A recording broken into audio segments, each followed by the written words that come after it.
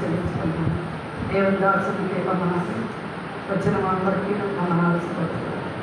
నేను చెప్పబోయే సాక్ష్యం ఏంటంటే బుధవారం సాయంకాలం 5 గంటల సమయంలో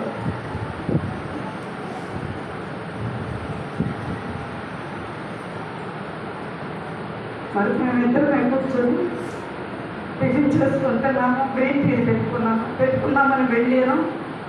టిఫిన్ తిని కిచెన్లోకి వెళ్దామనేసరికి నా కాలు ఎడమ కాలు అసలు చాలా నొప్పి చేసి అసలు నడవలేని పరిస్థితులు నేను కిచెన్లోకి వెళ్ళలేకపోయాను. ఏంటో ఇట్లా ఉంది, ఈ దినమంతా బాగానే ఉంది కదా, నడవలేని పరిస్థితుల్లోకి వచ్చింది ఏంటని గోడలు పట్టుకుని నడుచుకుంటూ కుర్చీలు పట్టుకొని నడుచుకుంటూ కిచెన్లోకి వెళ్ళి ఆ గ్రీన్ టీ పెట్టుకొని కూడా మళ్ళీ కాల్లోకి వచ్చి ఏంటో నాకు ఇట్లా ఉంటుంది, మన మోకాలు ఏంటో నొప్పి చాలా భయంకరంగా ఉంది, నడవలేకపోతున్నానని చెప్పి మా వారితో అన్నప్పుడు ఎందుకని ఏం చేయాలన్నాను. నేను ఏమీ టాబ్లెట్ వేసుకోలేదు. దేవుని దగ్గరే నేను ప్రార్థన చేసుకుంటూ కూర్చొని కూడా మనసులోనే ప్రార్థన చేసుకుంటూ ఆయన వైపే మరి పోయిన వారం చెప్పినట్టుగా ఆ పేదలు యోహాను వైపు అక్కుంటి వాడు ఏ రీతిగా వారి యొక్క ఏమైనా దొరుకునేమోనని పేరు చూసినట్లుగా ఆయన వైపే నేను స్మరించుకుంటూ ఆయన్నే నా మనసులో ఏంటి ప్రభు నాకు ఈ నొప్పి ఏంటి సడన్గా వచ్చిందని అనుకుంటూ ప్రార్థించుకుంటున్నాను. అసలు జరిగింది ఏంటంటే పాత చెప్పులు ఒక చెప్పులు చొల్ల వేసుకుంటూ ఉన్నాను. వాటిని ఇప్పి మధ్య చెప్పులు ఆర్డర్ చేసుకుంటే వచ్చినాయి.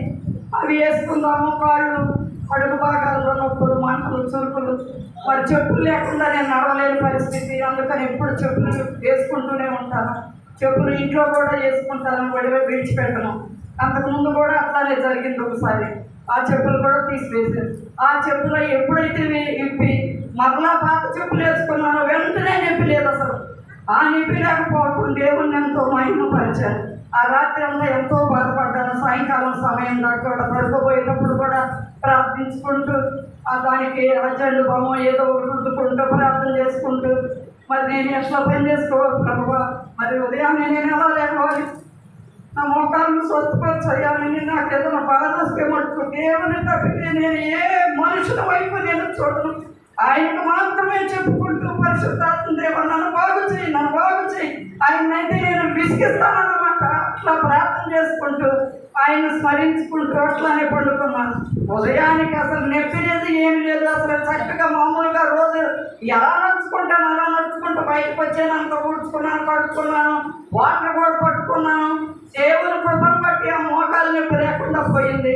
మాస్టర్ గారికి చెప్పాము, తెల్లవారు రాజు వాళ్ళ ఇంట్లో ప్రార్థన, వాళ్ళ మెట్లు భయంకరంగా ఉంటే ఎక్కడేమో నా పరిస్థితి ఎట్లా ఉంటుందంటే మరి మా వారు ఇట్లా సంగతి ఏమన్నా ఆంటీకి ఇట్లా ముందే రాలేదు, మరి ఇట్లా వచ్చింది అని అంటే సరే అంటున్నాను. మరి హాస్పిటల్కి వెళ్దామన్నానంటే ఆ హాస్పిటల్లో ఏమొద్దు అన్నాను.